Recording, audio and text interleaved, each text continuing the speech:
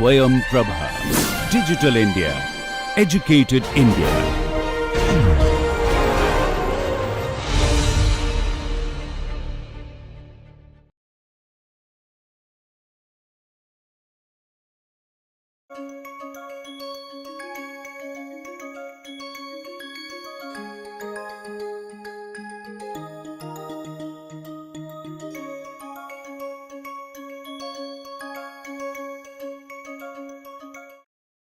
Let's talk a bit more about the dual function.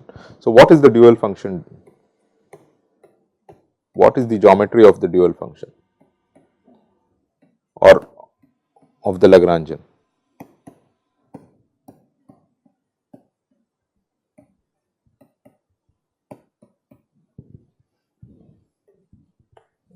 What is the geometry of the Lagrangian? Okay. So, now here is one way of, so the Lagrangian or and so on, all of these appear, they make an appearance in problems that are constrained, but we can convert these sort of problems that are actually constrained to problems that are unconstrained in the by doing the following thing.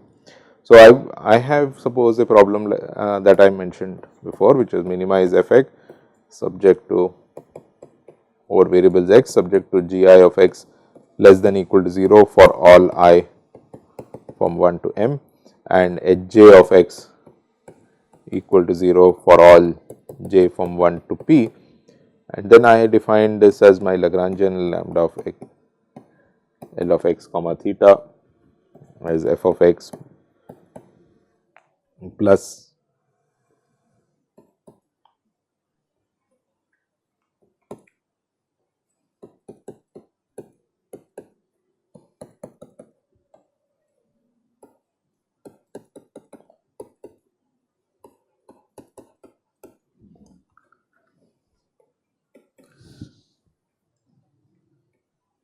right. So, this was my lambda L of x x lambda theta.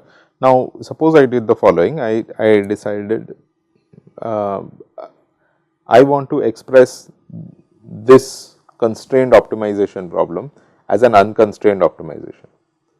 How can I do that? So, to do that, let me introduce this function. This function, let us call this the function I plus. Okay. The function I plus of t. What does this do? This function is 0 minus infinity. It is greater than, for t greater than equal to 0, it is 0, and for t strictly less than 0, it is minus infinity, right. So, I plus of t, how does this look as a function of t? So, here is suppose my t, for t strictly less than 0, this guy I plus is equal to 0, change the color for strict, say it is this, for t strictly less than 0, it's equal, for t strictly less than 0, it's equal to minus infinity, right. So, for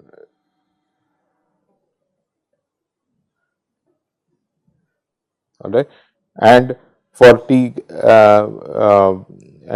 greater than equal to 0, it's actually equal to 0. So, this is my function I plus. So, it takes value minus infinity when t is less than 0, and 0 onwards it takes value 0. Let me define another function, related looking function I0 of t. I0 of t is defined in this way: I0 of t is equal to 0 if t is equal to 0, and it is minus infinity otherwise. So, how does this function look? This function looks like this: at 0 it is 0, and everywhere else its value is minus infinity. Okay. Now, these are obviously very ill behaved functions, they are taking value minus infinity, and so there is obviously a huge discontinuity and a non differentiability here. But in terms of these functions, if I include minus infinity in my calculations, I can express an unconstrained problem in terms of the I can express this constrained problem as an unconstrained problem. So, how do I do that? So, notice that this optimization, okay, this problem, let us call this this problem P. P is actually equivalent to minimizing f x. Now, what do I need to do here? Okay, let me just change this a little bit. I'll just change this definition a little. Bit.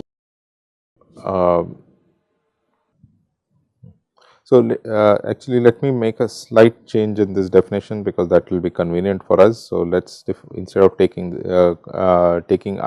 I plus and I 0 in this sort of way, let me put these as using this as, let me use this as plus infinity, okay, and also I will change the range. So, it is plus infinity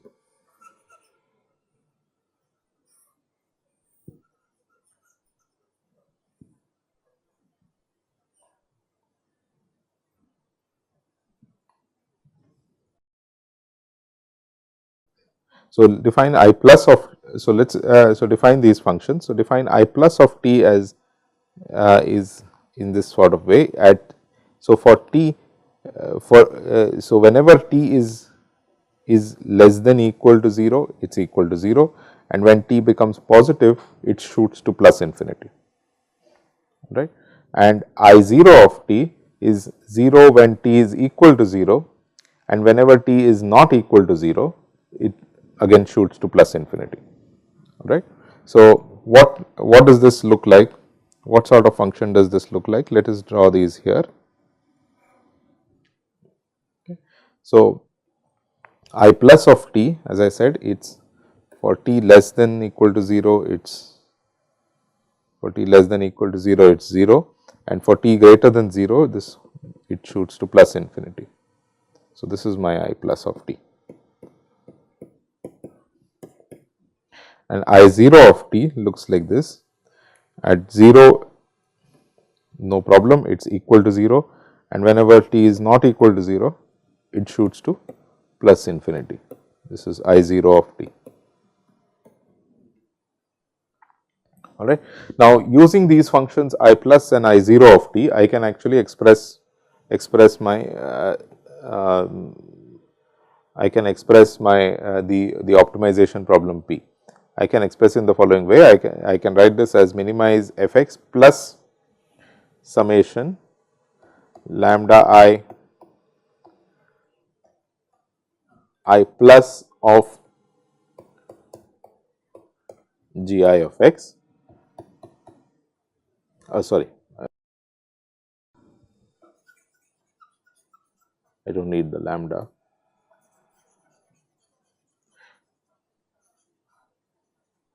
So, using these two functions I plus and I 0 of t, I can express my optimization problem P in the following way. I can write it as minimize f x plus summation I plus of g I of x, I going from 1 to m, plus summation I 0 of h j of x, j equals 1 to p. So, now what does this do? What does this do? Well, it says that look at the definition of I plus, whenever g I of x is less than equal to 0, okay, I plus is equal to 0. All right. So, in that case, this term here, the term here, this term actually is equal to 0 whenever g I of x is whenever g I of x is less than equal to 0. in particular when all the gi of x's are less than equal to 0, this entire summation is actually equal to 0. Similarly, look at this term, whenever hj of x is equal to 0, this term is equal to 0, right, this term is 0. So, whenever, so in short, if I take any x that is feasible for p, then each of these terms, the I plus terms as well as the I 0 terms, each of these terms would end up being would become exactly equal to 0. So, in short, on the feasible region, this new function that I have defined, this new non-differentiable infinity value taking function, this function is on the feasible region is actually nothing but fx. Now, outside the feasible region of P, what's this function?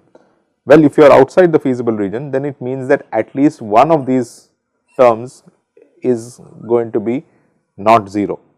So, at least these, if either at least one of these I pluses or one of these HJs, I zeros, one of these is going to be non-zero. And when it is non-zero, what value does it take? Whenever if it is not 0, if these things are equal to plus infinity, remember. So, this they take value plus infinity. So, which means that once you are outside the feasible region, this expression here actually takes value plus infinity. So, what does this mean? It means that this function here, let me write it like this is equal to fx for all x feasible for p and plus infinity otherwise. So, which means then if you have to minimize this function that is mentioned here, if you are minimizing this particular function, what are you doing? You are effectively just minimizing fx over the feasible region of P, which is nothing but solving P itself, right. So, this problem, although you are minimizing this over all in an unconstrained way over all of Rn, what you are effectively doing is minimizing just f over the feasible region of P, right. So, that is actually an incredible simplification, because you do not really need to care about the geometry of what has happened in the constraints and so on. But it is also very deceptive, because what you have done, all that geometry has actually been absorbed into these complicated I0 and I plus functions, which if you have to analyze, you would need to understand the geometry of the GIs and HJs in the first place, all right. Now, what has this got to do with the Lagrangian?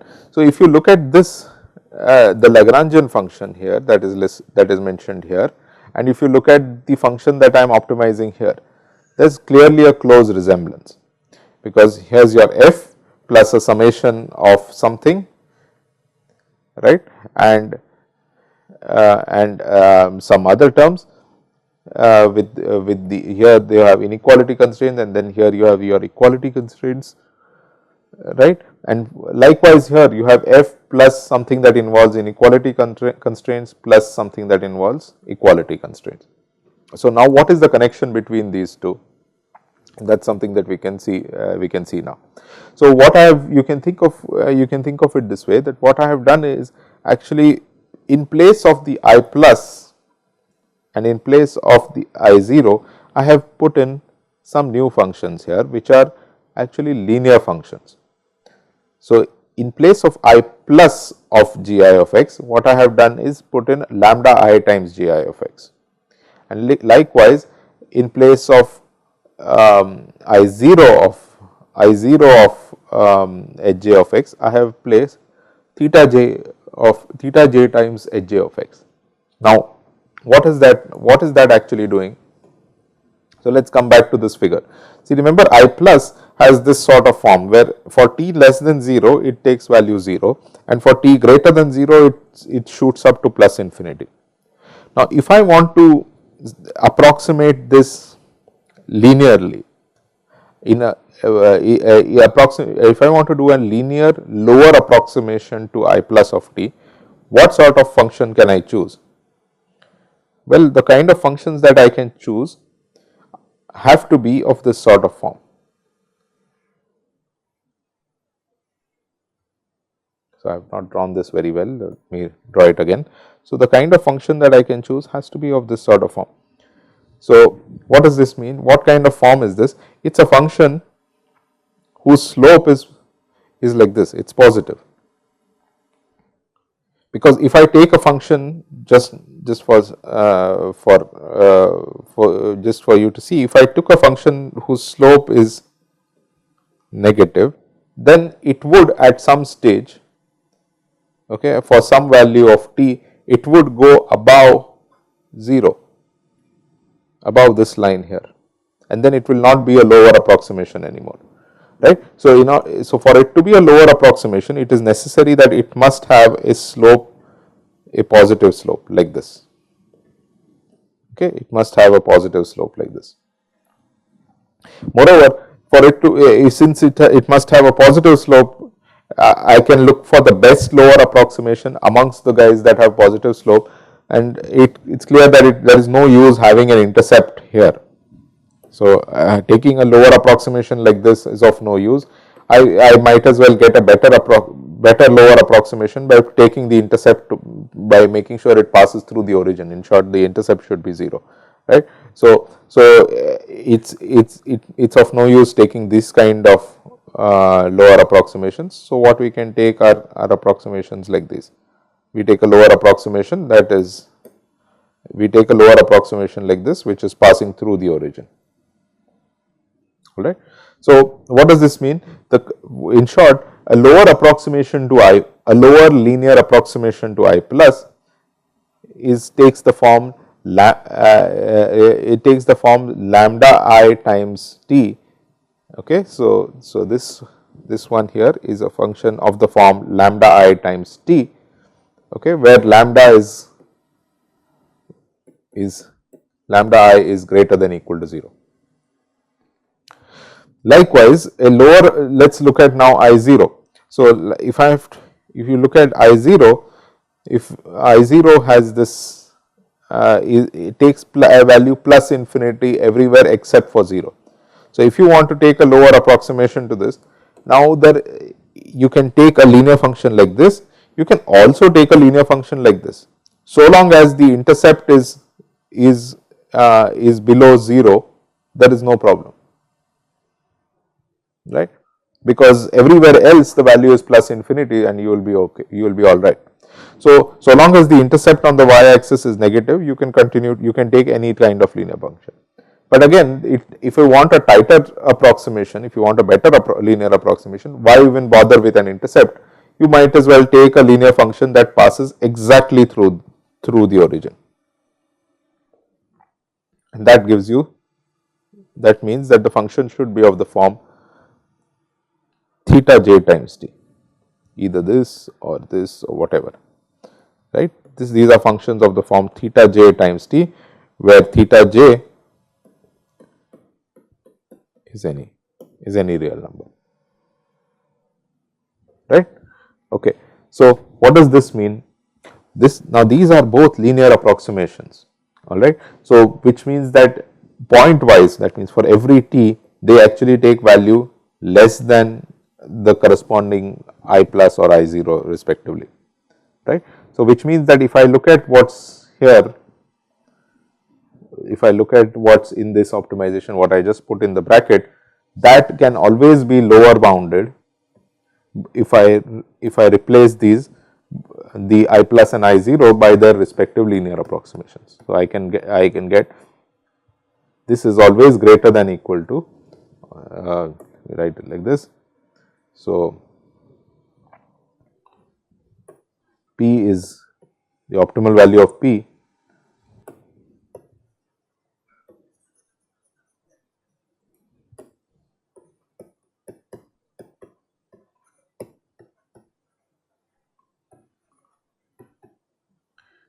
is always greater than or equal to the minimum over x in Rn of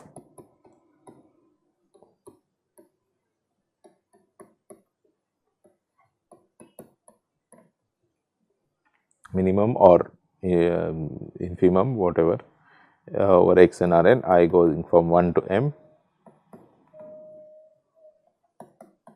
j going from 1 to p, theta j times hj of x. What's this? This is actually nothing but you are doing effectively the minimum of the Lagrangian.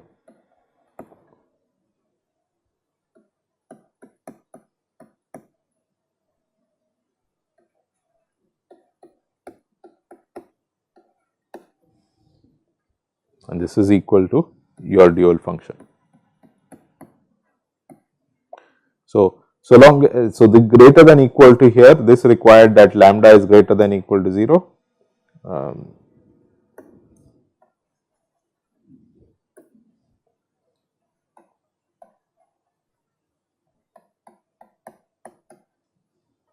And any theta.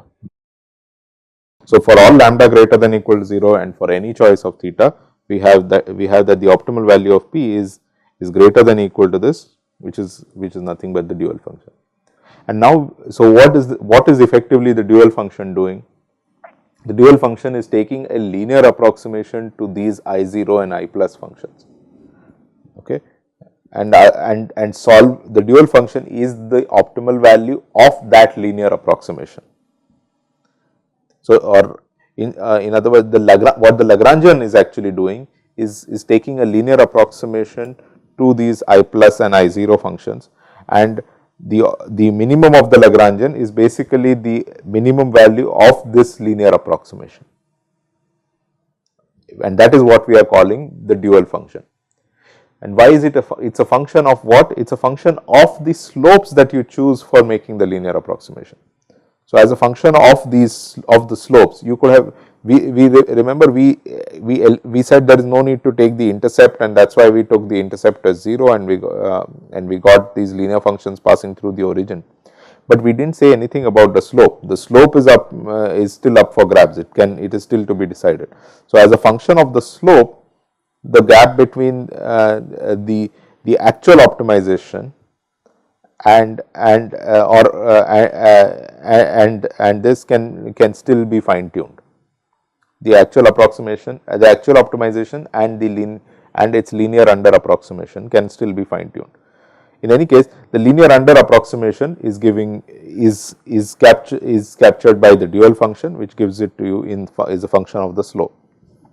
So, maximizing the dual function, so maximizing this, which is your dual problem, maximizing this, which is your dual problem, is basically asking for, what does this ask for? It is asking for the best linear under approximation.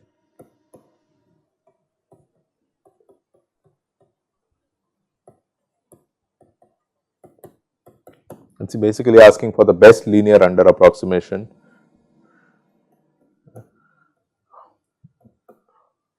to P. So, in this class of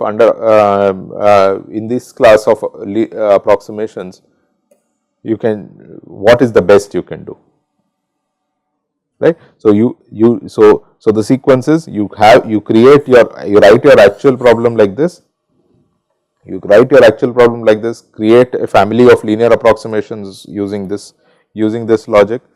You look for the best value of the minimum of those linear approximations, and then you ask, okay, what's the best I can do amongst my entire family? What's the largest value of my what's the tightest